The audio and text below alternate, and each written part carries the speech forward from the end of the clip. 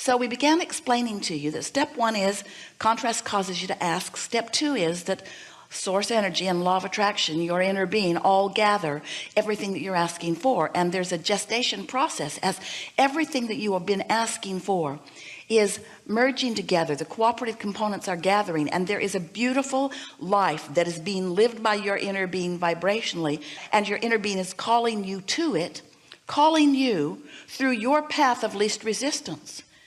Now, your path of least resistance is just your path that you've put resistance on your own trail. And it's all right that you've scattered resistance all over your trail. Can't do that, don't want to do that, don't like that, wish I didn't have to do that. You've spattered that stuff all over your trail. Your inner being doesn't hold that against you. In fact, your inner being doesn't even notice that it's there. Your inner being just keeps calling you around and over and under and through the resistance that's there. And depending on how much resistance is there, that determines how fun it is as you get called along your path. If you have no resistance, magic is happening everywhere around you. It's like you barely speak that you want something and the universe says, here it is. And you say, thank you very much. Now I'd like that. That really is the way it can be for you. But if you've been down on yourself or down on somebody else, or not believing in your ability to create, or believing that you're not worthy of creation, or focused upon the lack of things, if you've been, like most people are, focusing upon the manifestations of the world rather than upon the vibrational reality that is in the process of becoming, then you probably have plenty of resistance that your inner being is calling you through, which means you are probably having sort of a bumpy ride along your way to everything you want. Some of you won't get there till you croak, because you have thoughts that you keep thinking. That's what beliefs are. A belief is just a thought that you continue to think. So as you have thoughts of doubt, and you keep putting those doubt engines on the opposite end of your train, and then life keeps causing you to want something more, and so you put another engine on the other end of your train. As you move through life, you've got competing engines of bigger and bigger and bigger proportion, and then you feel tense because you're asking and not letting yourself go, and asking and not letting yourself go. And here's the thing that is most interesting to us, and the thing that we most want you to hear from us. Your inner being will never stop calling you this way. Now, if your inner being would stop calling you this way, you'd feel better, since you got opposing engines going the other way, because then at least there wouldn't be tension. You just go in the opposing direction of what you really mean, but it wouldn't be tense. But your inner being will never stop calling you. Your inner being will never stop keeping its promise to you, that since your leading edge physical human experience has caused you, and in fact the entire universe, to expand, your inner being will never stop calling you forward into that expansion. And so that brings us to step three. Step one is you ask. Step two is source answers and continues to call you and answer you. Step three is you got to find some way to stop putting engines on the other end of that train. You got to find some way to get into the receiving mode, or the allowing mode, so that you allow yourself to be the receiver of what you're asking for. So we know we're talking about vibration. That's just annoying in the beginning, isn't it? And we're talking about asking you to have faith in things you can't see, things that you can feel that you can't see. But when you do, when you begin to accept that law of attraction is real, and that your guidance system is real also, when you accept that and you start really taking note of how you feel, and you make some attempt at thinking more and more thoughts that feel better and better to you, so you are offering less and less resistance, then you begin to get movement. And when you begin to get movement, so that those thoughts that you have set into motion are allowed by you to turn into things, to turn into ideas, into rendezvous, into experiences, and into manifestations. When you witness your thoughts, your deliberate thoughts turning to things, then you get it. Then you accept not only the laws of the universe as they are, in their pure and equal opportunity state, but you also begin to trust in your own ability to create your own reality. And that's when something wonderful starts happening to you. You begin to feel your blessed worthiness. You begin to expect good things to come to you. It's nice, and we know you often appreciate witnessing good things coming to others. There's nothing more thrilling than to love someone and watch them thrive. But sometimes when someone else is thriving and you are not, then you make up things that are not true about why.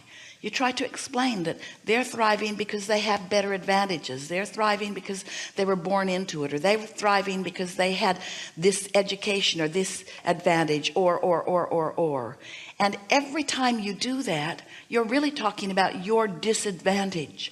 And when you keep active in your vibration, your own disadvantage, when you are rationalizing or justifying or defending yourself, you're stacking up those engines of resistance, and you are limiting your own ability to move. But here's the thing, you've already asked and it's already been given, and you're already being called. And so every time you do that, the tension is greater within you, which causes you to feel greater anger or greater depression or greater feeling that you are being left out in some way. And we want you to know you are never being left out. As you look across the board in the world in which you live, on subject after subject as it relates to you or maybe to others, you might notice that things are not even. Different people are living different experiences, and certainly it isn't even, but it is always fair, because it is always law of attraction responding to the vibrational output of whatever's going on. So rather than arguing in a limited way that it's just not fair that you're not getting something and somebody else is, stop, if you can, looking at the manifestation and begin to evaluate just for a little while what you're doing vibrationally. Because what you will begin to notice is that those that are thriving on whatever subject of desire it is that you are witnessing are thriving because their mood or their attitude or their opinion about it is something that is working for them. You cannot work against yourself, even by noticing what is, if what is isn't what you want to be, without limiting yourself. And that slowdown doesn't feel good to you. Doesn't feel good to you because of the energy drain of contradicted energy. It doesn't feel good because of the lack of clarity that you are providing for yourself, the clarity that you are not allowing yourself to experience. And then it ultimately doesn't feel good because as it unfolds, it's just more bad news to you. And then it really doesn't feel good when something manifests that you clearly do not want. And we are just saying, you have more control of your experience than maybe you have realized, and that's why we like to visit with you. We know that if you are like many people, you are stuck in the awareness of what is, and it makes everything we're saying here not only feel irrelevant to you, it makes you feel irritated by it. Because there's nothing that feels worse than to have desires that aren't coming about and have some smart aleck non-physical being who doesn't even have rent to pay or food to gather say to you, you just need to clean up your vibration. But friends, you just need to clean up your vibration. There's no getting around it, because no one else can vibrate for you. No one else can accomplish your point of attraction. It's only you. Now we acknowledge that what you're witnessing influences your point of attraction, and that's really what we're wanting to help you to get around. You've got to stop being such a witness of something you don't want, because you can't let in what you do want as long as you are such a witness to what you don't want. It's just that way. We know that when you were born into this wonderful body, that you never attended a class early on in your experience where they taught you about the law of gravity. No one said, oh, my child hasn't been to gravity class yet and he's just floating around everywhere. It's like he doesn't understand that he's supposed to be on the ground. Nobody was worried about that, because everybody thought that it was pretty clear that if you jump off of something, you're going to go down, not up. And so we want to acknowledge that law of attraction is as easy to understand as that, especially once someone has defined it to you in the way that we have. You really don't need a class about law of attraction. You just need observation. I thought this, I felt this way, and this happened. I thought this, I felt this way, and this happened. Law of attraction is not going to be squirrely. It's not going to be partisan. Law of attraction is not going to be unobjective or partial. Law of attraction is going to respond to you the way you get what you think about, whether you want it or not. That's it.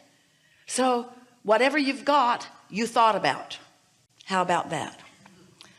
Now sometimes you don't want to hear that, because you say, wait a minute, I did not think about this thing that I got. Esther said to us in those early days, Abraham, but it's true. It's true. You want me to not think about this thing that is true? And we said, she didn't like this either. We said, what's truth got to do with it? She was shocked. Abraham, you pretend that you're non-physical goodness. What do you mean it's irrelevant if it's true? And we said, law of attraction will make anything that you focus upon true. Law of attraction will cause anything that you focus upon to be a manifestation that you and others can see. So your criteria must not be if it's true. Your criteria must be, do I prefer it? Do I want it in my experience? Do I want to be the perpetuator of that? Do I want more of that in the world? Do I want more of that in my world? And if the answer is yes, then give it your undivided attention. But if the answer to that is no, I do not want that, then withdraw your attention from it. That's not easy, is it? Taking your attention away from something. I'm not going to think about that. I'm not going to think about that. What? That thing I'm thinking about. I'm not going to think about that. But you're thinking about that thing you're not wanting to think about while you're saying you're not going to think about that thing, aren't you? And so you can't not think about something because you're thinking about it while you're not wanting to think about it. But you could think about something else. And that really is the art of deliberate creation, is to find something that is pleasant to think about and then think about it long enough that some momentum becomes big enough that then the thought will begin to entice you and to call you, and so will the evidence. You live, we all do, in a universe of attraction, which means this is an inclusion-based universe. There's no exclusion. So when you see something that you want and you say yes to it, you are calling to you this thing that you want. But when you see something and you shout no at it, you are calling to you this thing you do not want. There's no yes or no. There's only attention to it. And attention to it causes an activation within you. And if it's there long enough, law of attraction begins to respond to your active vibration. So, you, dear hearts, are a mixed bag. You're offering vibration about lots of things. And that's all right, because after all, you came to do some step one. And you can't do some step one if there's not some contrast that causes you to choose. That's the difference between you and your inner being. You said, I'll go forth and I will explore contrast and I will come to new awarenesses about what improvements would be. And your inner being said, and we will stay here, and when you find an improvement, we will focus upon it unendingly until you and we are able to bring it about into full manifestational form. And everything you see around you has happened because there has been a vibration and then enough thought about it that a thought